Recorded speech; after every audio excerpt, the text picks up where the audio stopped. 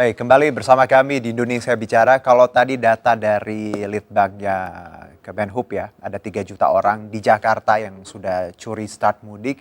Kalau secara nasional ini pemirsa ada sekitar 27,6 juta orang yang sudah curi start mudik dan tujuannya paling banyak adalah Jawa Tengah, Jawa Barat, dan Jawa Timur. Jadi memang mudik tadi sebagai tradisi dan 6.17 dilarang, lalu banyak cara bagaimana untuk pulang, ada yang start mudik duluan atau mungkin nanti akan bersilaturahmi setelah larangan ini dihapus seperti itu. Nah di segmen ini kalau tadi saya berbincang dengan Pak Heri Trianto, Ketua Komunikasi Publik Satgas COVID-19 masih bersama kita di sambungan Zoom call dan kita bertambah narasumbernya ada Pak Iwan Aryawan, epidemiolog UI. Kita sapa dulu Pak Iwan, apa kabar?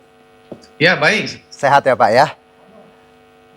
Yes. Iya, baik. Kita ada Pak Heri juga nih, Pak Iwan di sini Ketua Komunikasi Publik Satgas COVID-19. Tadi kita sudah berbincang di awal. Saya ke Pak Iwan dulu. Pak Iwan, Anda melihat larangan 6 hingga 17 Mei ini seperti apa secara umum? Saya melihat itu sesuatu yang baik ya. Karena saya dan teman-teman melakukan analisis sepanjang 2020. Dan itu kita selalu lihat konsisten itu. Kalau ada liburan panjang, pasti kasus naik. Terus diikuti pergerakan orang naik, terus kasus naik 1 sampai 2 minggu. Itu di tahun 2020 itu semua liburan begitu kita lihat gitu. Baik. Jadi memang sudah dibuktikan ya dengan data bahwa tiap ada liburan panjang dan juga ini yang disebutkan juga oleh Pak Heri tadi bahwa memang tiap liburan panjang Agustus juga lalu mengingatkan kita bahwa angka langsung naik. Jadi memang peraturan seperti ini memang harus tegas. Tapi Pak Iwan, kita tahu tempat wisata tetap dibuka. Anda melihat bagaimana ironi ini bahwa tidak boleh mudik tapi tempat wisata dibuka. Ya harusnya ya nggak usah bikin larangan mudik, prokes saja ditegaskan seperti itu. Ya, jadi idealnya memang tempat wisata juga ditutup ya supaya nggak ada kerumunan orang sama sekali. Gitu. Ya, tapi paling tidak kalau dilarang mudik itu mengurangilah orang yang berkumpul gitu kan. Iya.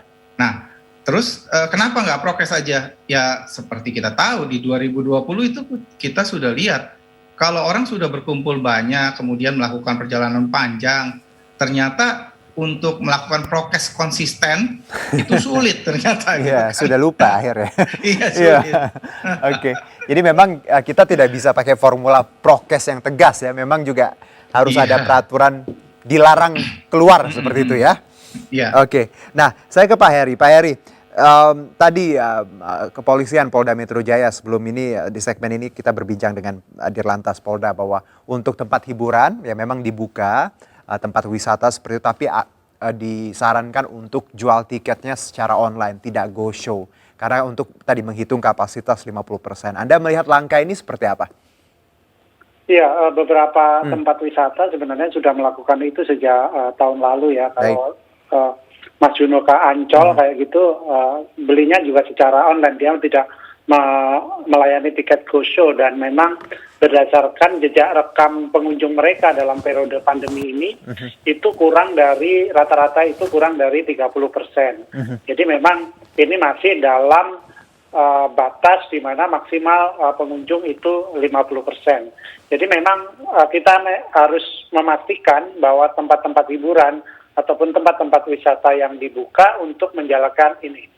Pembelian tiket secara online saya rasa sebuah solusi juga. Ini makin mudah untuk mengukur, untuk menghindari kerumunan dari awal, sejak dari antrian. Dan kita juga bisa memprediksi tadi untuk jumlah pengunjung ya. Jumlah pengunjung yang akan hadir. Itu saya rasa beberapa kita sudah bisa menyesuaikan diri ya dengan new normal ini dan mudah-mudahan ini akan dijalankan juga di tempat-tempat hiburan yang lain. Tidak hanya tadi tempat wisata besar, tapi juga harusnya juga kafe-kafe ya yang buka di Senayan, Senopati, ini kan banyak menjadi sorotan, beberapa colong-colongan jamnya juga tetap buka gitu sampai tengah malam. Nah kalau Pak Iwan Anda melihat treatment untuk tempat hiburan, tempat wisata selama libur Idul Fitri ini harusnya seperti apa?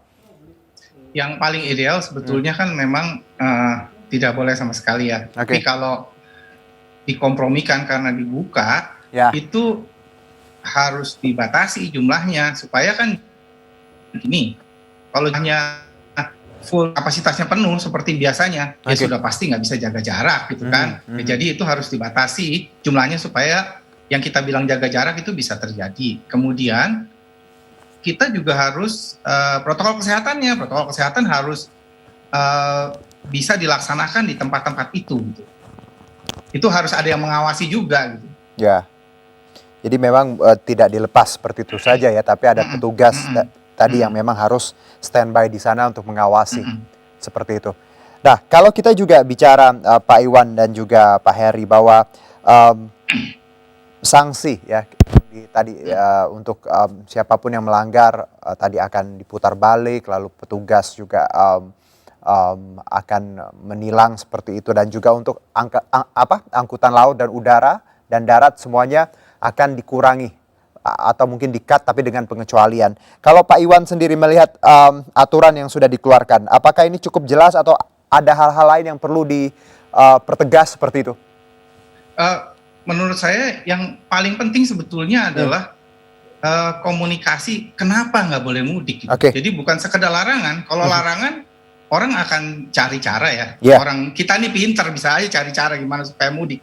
Tapi kalau ada komunikasi yang jelas bahwa kenapa tidak boleh mudik? Karena wabah COVID-19 ini di Indonesia belum terkendali gitu ya. Kemudian juga ada resiko strain baru yang lebih menular yang sudah masuk ke Indonesia. Sehingga kalau mudik dilakukan itu kan punya resiko kita tertular atau kita menulari keluarga yang ada di tempat mudik.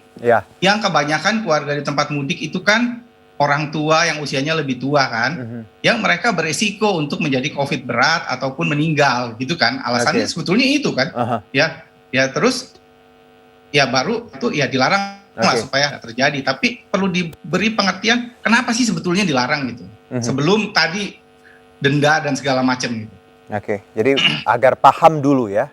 Bahwa alasan kenapa kita tidak boleh tadi membiarkan orang mobilitasnya tinggi pindah dari satu provinsi ke provinsi lain, karena tadi yang strain baru yang kita takutkan juga ya dengan perkembangan yang masih sangat dinamis ini. Lalu Pak Heri, kalau kita semua sudah membaca tadi peraturan yang cukup ketat untuk 6-17 Mei sendiri, Satgas Covid menilainya seperti apa?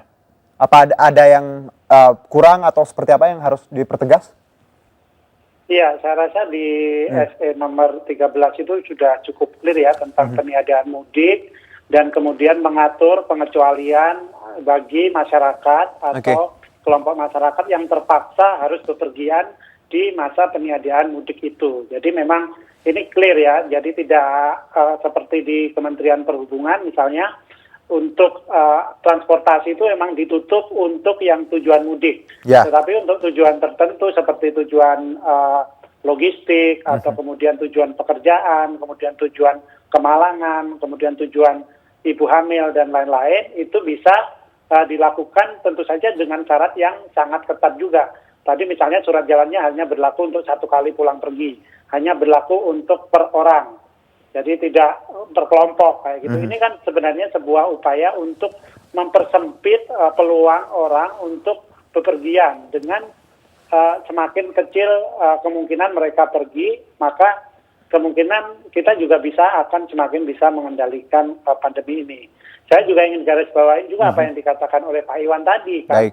Kalau memaksa mudik misalnya, itu akan berisiko lebih tinggi untuk menularkan maupun tertulari ya kepada orang-orang yang dengan usia rentan tadi gitu. Misalnya kan tadi orang-orang tua, itu kalau kami punya data statistiknya, peluang populasi dengan usia tertentu itu risikonya lebih tinggi. Misalnya usia di atas 60 tahun itu risikonya 19,5 kali lipat.